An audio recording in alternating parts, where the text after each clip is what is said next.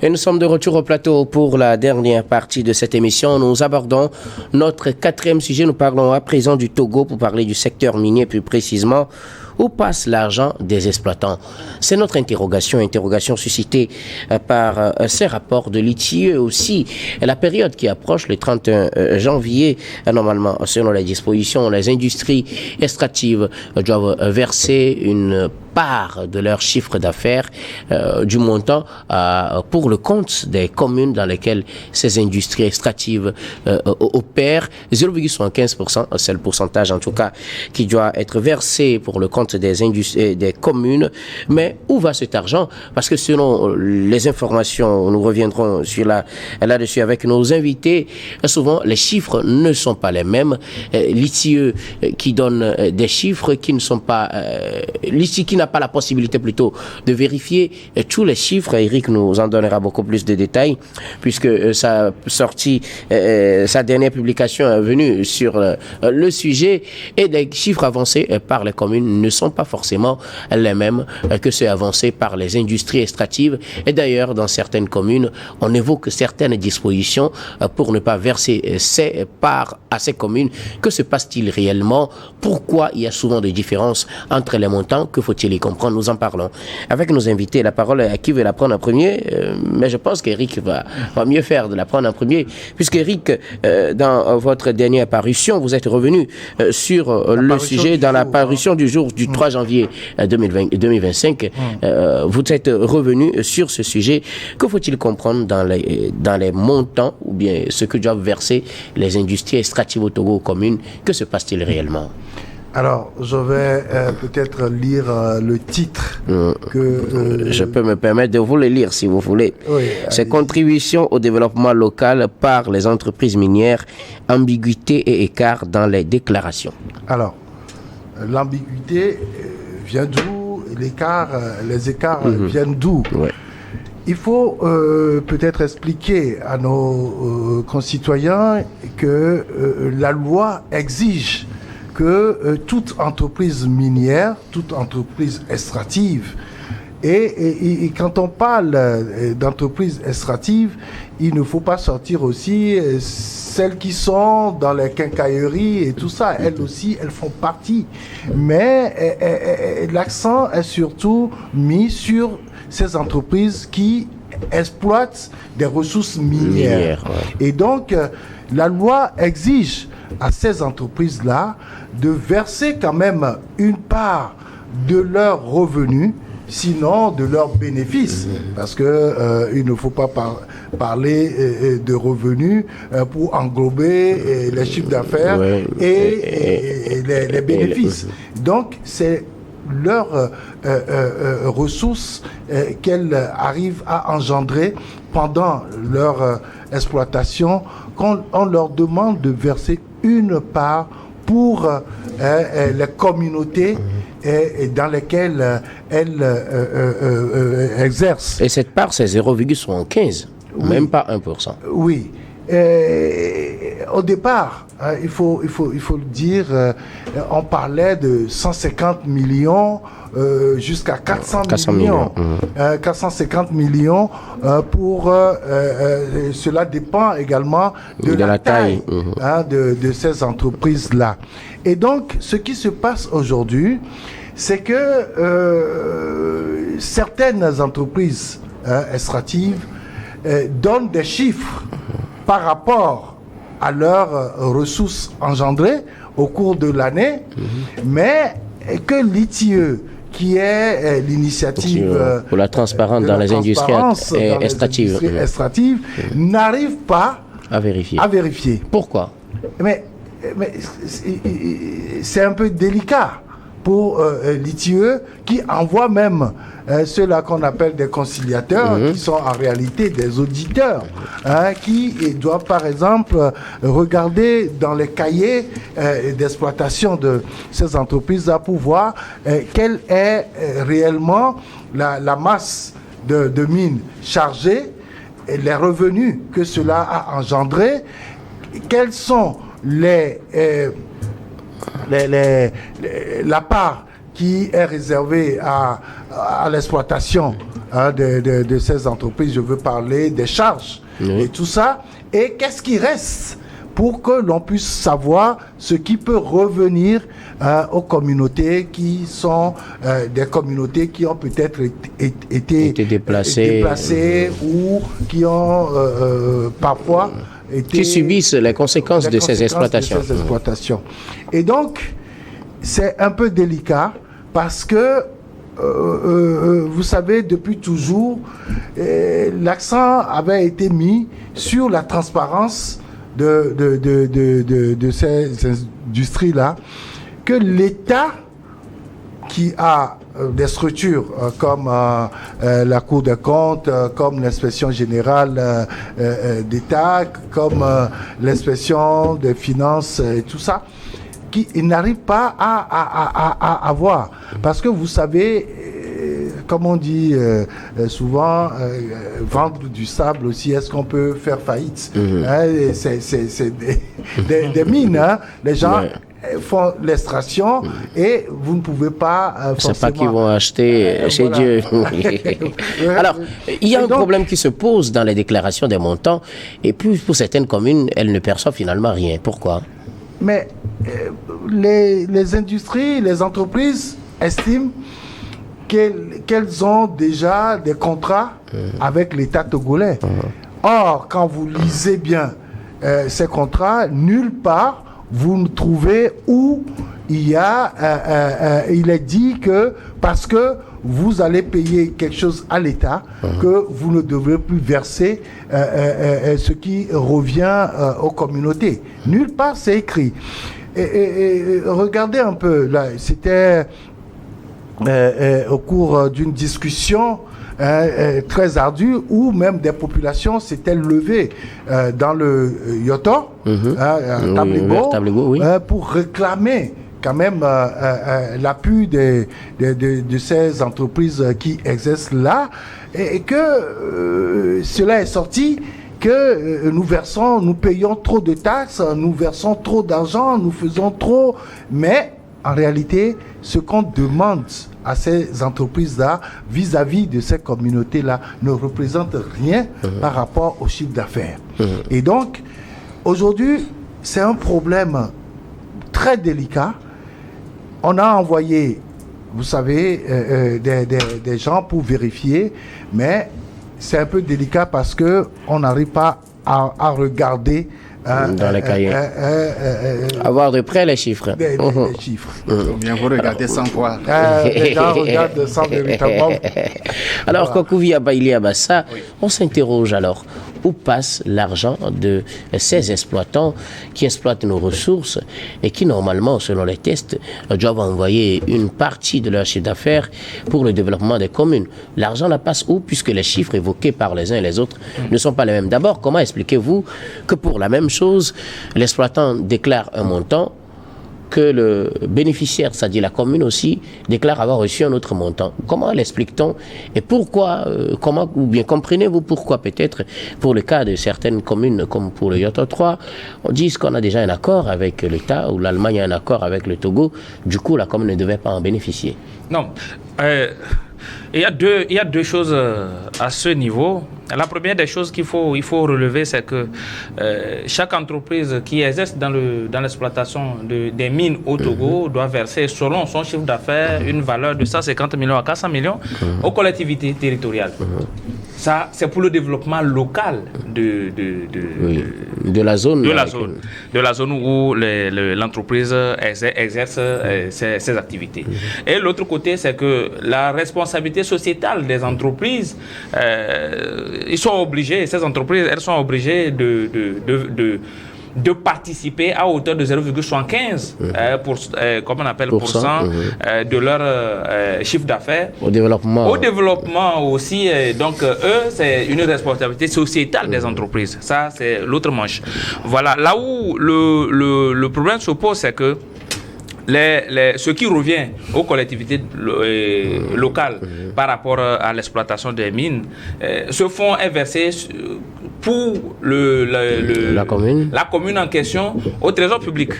Sauf que ce qui est versé au niveau du trésor public est souvent différent de ce qui est annoncé clairement, et c'est aussi différent de ce que reçoivent les collectivités, selon certaines collectivités territoriales. Et le pire, c'est qu'une société comme Scan Togo dit ne doit plus verser, comment on appelle ce montant aux collectivités territoriales, notamment Yoto 3, parce qu'il y a un accord entre le Togo et l'Allemagne en matière de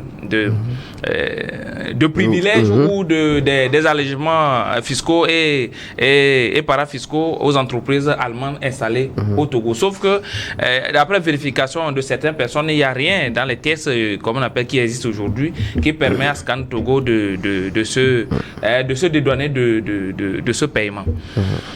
Voilà une situation un peu compliquée pour nos entreprises. Donc, un problème de bonne gouvernance des entreprises qu'il faut souligner, puisque les chiffres qui sont déclarés ici et là ne sont pas les mêmes. Et souvent, ces déclarations sont faites par rapport au projet et non par rapport au chiffre d'affaires annuel des entreprises. Et là, c'est dommage. Pourquoi? Parce que ces calculs doivent se faire normalement par rapport au chiffre d'affaires des entreprises. Mieux ou pire, il faut dire que les collectivités territoriales ne sont pas associées à la production ou bien à la gestion de ces extractions des mines. Au point où, si vous prenez par exemple là où on extrait les minerais, vous ne savez pas la quantité exacte de minerais qui sont exploités dans la zone, puisque la collectivité n'est pas associée à la gestion. Comment cela devrait-il se faire? La situation, c'est que il y a une organisation qui représente la collectivité ou bien le milieu dans lequel vous intervenez, l'exploitation est faite, qui sont associés directement à la gestion. Cette représentation est associée à la gestion.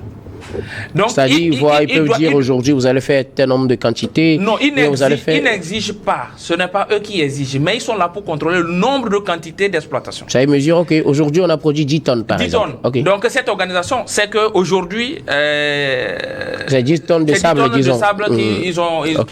Qui a été exploité dans la zone. Ça permettra à cette organisation de bien vérifier à la fin de l'année le chiffre d'affaires réalisé par l'entreprise, et là, les calculs qui sont faits selon les grilles qui sont exigées, qui varient de 150 millions à 400 millions, qui sont la part qui devait revenir aux collectivités. Donc, ces collectivités ne sont pas associées à plusieurs niveaux à cette gestion. C'est-à-dire que si, par exemple, une entreprise fait 10 000 tonnes et qu'elle vient dire, bon, aujourd'hui, je n'ai fait que 3 tonnes, on prend 3 tonnes. On prend 3 tonnes. Okay. On prend 3 tonnes. Parce on ne pourra pas prouver le contraire. C'est déclaratif, c'est ce qu'ils ont déclaré. Vous ne prenez que ça. Donc, ils ne sont pas associés à la gestion. Et ça, c'est déjà un grand problème. Maintenant, au niveau de l'État, l'État de haut niveau, je peux dire, c'est-à-dire au niveau du gouvernement, c'est qu'il n'y a pas assez de suivi. Il n'y a pas assez de suivi par rapport à la gestion de ces fonds, surtout de la redevabilité, c'est-à-dire que c'est la part qui devait revenir aux collectivités territoriales. Et l'État doit aider normalement ces collectivités. Aussi, la société civile. C'est le rôle de la société civile. La société civile doit s'organiser pour s'associer à ces gens de gestion et pour vérifier ses comptes. La Cour des comptes aussi est là. Ce sont des moyens quand même pour contrecarrer ces entreprises qui trouvent vraiment un terrain vide, comme on appelle, il n'y a pas quelqu'un devant pour les contrecarrer. Donc ils font ce qu'ils veulent. Donc c'est à peu près ça le problème. Constant Lemou, comment comprendre qu'il y a tout un flou dans la gestion de ces fonds, ce qu'on devrait verser aux communautés, ce qu'on devrait verser à l'État, et si on doit le verser ou pas aussi, on ne s'entend pas jusque-là sur tous ces éléments. C'est un fait, c'est un constat. Et je me réjouis que le journal a eu le mérite d'avoir posé le problème. Reste l'investigation véritable pour sortir les chiffres, aussi bien au niveau du trésor public qu'au niveau de l'industrie d'extraction. Au niveau de la Cour des comptes. Je ne te coupe pas, mais je vais te dire que nous l'avons dit dans notre parution, que c'est difficile pour nous, en tant que journalistes, d'avoir ces informations. Des investigations et avoir de bonnes informations, parce que ceux-là même qui sont chargés de vérifier ces entreprises-là n'y arrivent pas. Je vous félicite d'avoir posé le problème. Ça fait désormais un double défi. Pourquoi les journalistes n'ont pas accès aux informations voulues sur ces différentes opérations, à ces différents niveaux? S'il y a vraiment transparence dans la gestion des industries extractives, s'il y a transparence, pourquoi les journalistes n'ont pas accès à ces chiffres? Aussi bien les quantités exploitées, le chiffre d'affaires et le respect des différents engagements vis-à-vis aussi bien des collectivités locales qu'au niveau de l'État. Encore, qu'une industrie extractive évoque une convention entre l'État, entre elle et l'État, et que cette convention l'exenterait du versement de 0,75% de son chiffre d'affaires sur le compte de la collectivité, alors que lorsque vous prenez cette fameuse convention, il n'y a rien qui exempte cette société-là, cette industrie extractive, notamment Scan Togo, de payer. Et jusque-là, rien n'est payé. Le Trésor ne dit rien, la Cour des comptes ne dit rien, le ministère en charge de l'industrie ne dit rien, et tout est silence radio. C'est pourquoi je félicite le journal d'avoir posé le problème d'accès aux informations sur les comptes, d'accès aux informations sur le respect des dispositifs ou bien du cadre juridique réglementant l'activité industrielle. Je pense que c'est tout le problème de l'exploitation des ressources de nos pays par les multinationales et qui ne profitent pas véritablement à nos pays. Vous donnerez ainsi raison à partir de ce constat, vous donnerez raison aux pays de l'AES qui ont décidé tout simplement de reprendre l'exploitation des richesses de leur pays pour les gérer eux-mêmes au bénéfice de leur pays. Les pays déclarés très pauvres, les plus pauvres du monde, se révèlent être les plus riches du monde. En matière de ressources minières. Je suis sûr que si le pouvoir togolais décide de reprendre entièrement l'exploitation des différentes ressources du pays, nous n'allons pas connaître la situation économique plus ou moins difficile que nous traversons actuellement. Je pense qu'il y a lieu de revoir les tests, d'abord s'assurer du respect des différents tests sur les industries extractives, et s'il y a des conventions qui exempteraient les industries de quoi que ce soit, il faudrait que ça soit clairement évalué. Il faut vraiment un véritable suivi de l'application de ces tests. Maintenant que les collectivités territoriales les collectivités locales, notamment les communes, sont opérationnelles, je pense que le développement à la base oblige à ce que clarification soit faite sur ces différents aspects. Et justement, sur cet aspect, Eric, si vous permettez, une question. Constant, si par exemple, on a fouillé et puis on se rend compte qu'il y a une convention entre l'État allemand et l'État togolais qui exempte une entreprise à payer ses redevances peut-être à une commune, est-ce à dire finalement que les habitants de cette commune finalement vont se retrouver parents pauvres de leur propre richesse? Je pense que l'État ne peut pas prendre cet engagement-là. Ce ne serait pas possible que l'État décide de signer une convention avec une multinationale, un pays qui vient contredire les tests fondamentaux sur l'exploitation des mines du pays. Ce ne serait pas possible. D'ailleurs, je pense que vous avez jeté un coup d'œil sur la fameuse convention qui concerne Scan Togo. Il n'y a rien. Mais pourquoi on ne paye pas, Scan Togo ne paye pas, mais il y a réaction nulle part? C'est de ça qu'il s'agit. Ok. Eric Johnson, que faut-il comprendre dans ce dossier? C'est qu'aujourd'hui, nous sommes dans un processus de décentralisation qui doit être regardant dans tout ce qui se passe dans nos différentes communes. Je veux dire que si ces communes-là avaient des mesures, enfin des dispositions qui pouvaient contraindre ces industries-là à verser ces abus aux communes-là, si elles avaient la possibilité de bloquer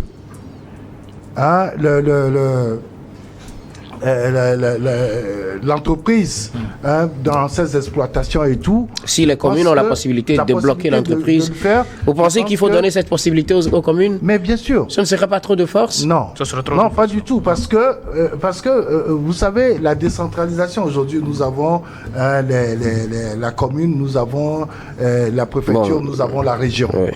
Aujourd'hui, il faut qu'à un certain niveau, qu'on puisse avoir des mesures discréditoires par rapport à ces entreprises-là. Autrement dit, on ne versera jamais la totalité des fonds-là à nos communes. Il faut que cela se fasse. Que ce soit des entreprises locales ou nationales ou des entreprises étrangères, je dis qu'il faut quand même qu'à un certain niveau de la décentralisation, qu'on ait qu'on prenne de pouvoir pour pouvoir permettre à ces communes-là de rentrer dans le fonds. Parce que les gens ne peuvent pas travailler toute une année et dire qu'ils ont exploité le sol et n'ont pas eu ces montants qu'on leur Pourquoi c'est à la multinationale de déclarer le chiffre d'affaires? Non, il doit avoir un mécanisme de contrôle de l'exploitation à la partie nationale. Oui, aujourd'hui... Quand vous allez dans les équipes qui gèrent ces usines, ces industries-là, vous n'allez pas trouver de Togolais.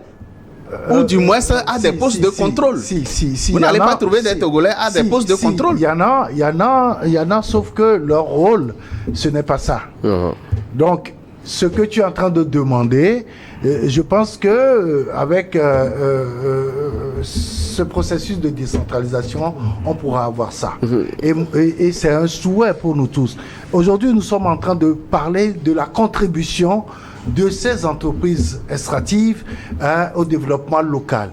Mais il y a encore d'autres pans de leur responsabilité qu'on pourra évoquer plus tard. Merci beaucoup à vous tous.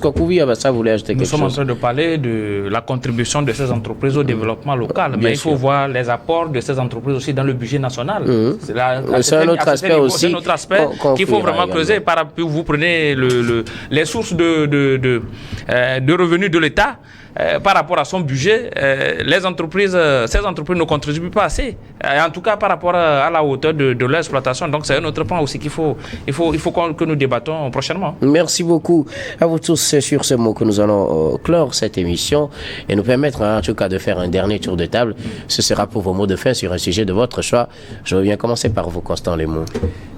Oui, mon mot de fin porte sur la situation sanitaire dans notre pays, surtout en ce qui concerne les accidents. C'est d'abord un appel à la prudence de tous les usagers de la route, mais c'est aussi un cri que je lance à l'endroit du ministre de la Santé, le professeur Daré, pour que vraiment une solution soit trouvée au centre... à l'hôpital Sylvanus Olympio. Parce que là, ce que nous avons vécu hier au CHU est ahurissant. Un agent de soins, un personnel qui fait des sutures à un blessé réclame à la fin 30 000 francs pour avoir suturé les plaies d'un blessé. Une autre dame qui réclame 12 000 francs pour remettre les films de la radiologie qui a été déjà payée au guichet pour remettre les films aux parents de la victime d'accident, réclame 12 000 francs et ça a été payé. Elle dit clairement, si on ne lui donne pas, elle ne remet pas les films. Il a fallu débrousser les 12 000 francs, lui remettre avant qu'elle ne remette. Je pense qu'il y a aujourd'hui toutes les raisons, tous les arguments pour passer à une contractualisation systématique de ce centre ou, auquel cas, il faut le fermer. Ah oui. En tout cas, on espère Soit il faut que les meilleures solutions seront trouvées. Contractualiser la morgue, ça marche. Pourquoi ne pas contractualiser l'ensemble? Pas fermer quand même. Il faut contractualiser l'ensemble pour permettre que le centre de haut niveau puisse répondre aux besoins de la population. Merci beaucoup. C'est ahurissant ce qui se passe là. Merci beaucoup à vous, Constant Lemou. Vous êtes analyste politique. Merci beaucoup d'être passé sur ce plateau. Merci pour l'invitation. Et une fois encore, bonne et heureuse année 2025 à vous. Heureuse année à vous, à tous ceux qui nous suivent. Ok. Kokouvia Bailiabassa, vos mots de fin. Non, je me transporte dans la préfecture de Wawa pour saluer le préfet de Wawa, M. Soumenou Inassé. Et toute sa famille, je leur souhaite une excellente nouvelle année. Aussi à mon papa et Abassa Diodan Abama et tous les frères de la famille Abassa et la famille Niani de Bassa. Merci. Oui. Merci beaucoup à vous, Kokouvia Baili Abassa. Vous êtes économiste et analyste politique. Merci d'être passé sur ce plateau. Un plaisir pour moi, docteur. Et je réitère, bonne fête à vous. Merci beaucoup à vous également. Eric Johnson, vos mots de fin. Alors, j'ai suivi mon collègue Lemou tout à l'heure. Ce n'est pas un débat, hein. J'espère que ce sera vos mots de fin aussi. J'ai été très touché par cette situation. Vous savez, on a eu à parler de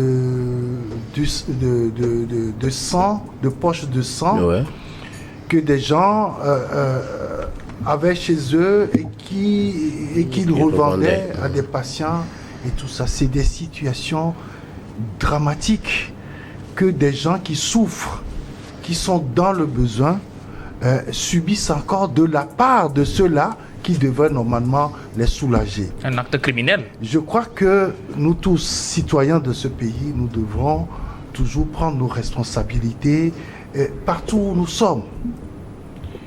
Le chef de l'État a fait un discours le 31 pour dire que le développement de ce pays, la sortie de la pauvreté, de la misère et tout ça n'est pas une affaire de gouvernants, mais c'est une affaire de nous tous. Et je crois que cet appel-là doit quand même avoir des échos auprès de chaque citoyen. Nous devrons tous le faire. Monseigneur Bariga a dit que chacun fasse sa part. Nous devons le faire si nous aimons réellement notre pays et que, entre citoyens, nous savons que c'est ensemble que nous allons progresser, que nous pourrons prospérer. Merci. Heureuse année à tout le monde. Merci beaucoup. Eric Johnson, vous êtes journaliste, directeur de publication du journal L'Union. Merci d'être passé sur ce plateau une fois. Bonne et heureuse année 2025 à vous. Merci, c'est moi qui vous remercie. Et nous disons merci à toutes les équipes techniques et rédactionnelles qui nous ont aidés à préparer et à présenter cette émission. Merci beaucoup à Cleston Pinyang à la réalisation, à Richard Amedessou, Seigneur Wampa et Florent Ekou à la diffusion. Et surtout à vous, très chers téléspectateurs, de nous avoir suivis. C'est la fin de ce numéro de Regard Croisé et de toutes les présentations de cette semaine. Je vous retrouve la semaine prochaine avec le même plaisir pour d'autres numéros. D'ici là, portez-vous très bien une nouvelle fois. Bonne et heureuse année 2025 à toutes et à tous.